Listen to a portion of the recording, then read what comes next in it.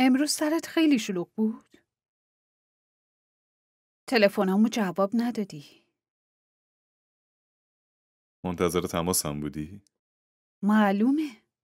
منتظر نباشم چی کار کنم؟ کلی زنگ زدم.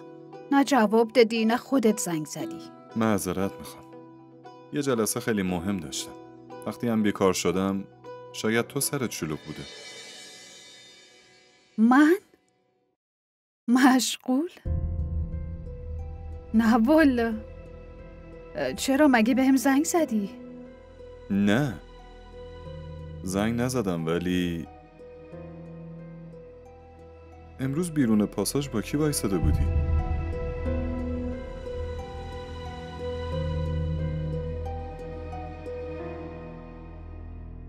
چی شده الینا؟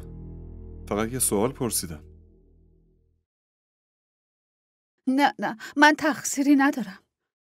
من حتی نمیشناسمش. الینا چی شده؟ علی من با کسی در ارتباط نیستم. راست میگم من اونو نمیشناسم. علی؟ من راست میگم من چی شده؟ من شهزادم الینا. من تقصیری ندارم. من اونو نمیشناسم. من فقط با آکسا رفته بودم. بعدش یکی به اون زنگ زد، همینجوری حرف میزد تا به خیابون باشه آروم باش آروم. الینا همینجوری داشتم میپرسیدم. راستش با همکارم رفته بودم تو رو اونجا دیدم. میخواستم بیام پیشت ولی تنها نبودم. آروم باش. شهزاد تو که فکر نمی کنی من با اون آره؟ تو دیوونه شدی؟ چرا همچین فکری کنم؟ باشه ببخشید معذرت میخوام. من بد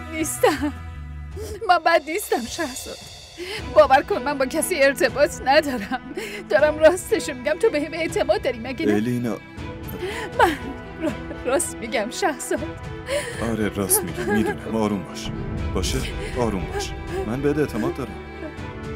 تو بیا اینجا. بیا عزیزم. آروم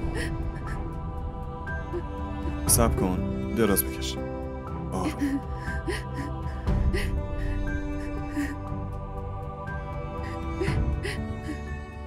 من نمیشناسم. فقط آروم باشه سرت. بس هیچی نه.